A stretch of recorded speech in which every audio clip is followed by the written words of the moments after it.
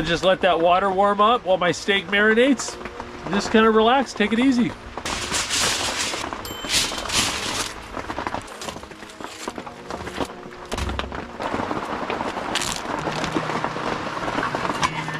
Oh my goodness, I can tell that worked. It's so tenderized.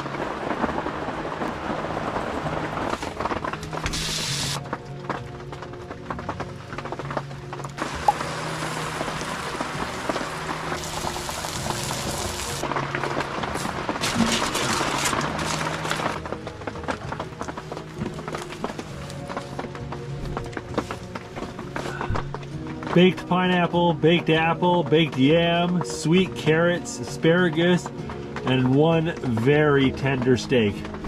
Well guys, that was wonderful. But now I've got to do the dishes.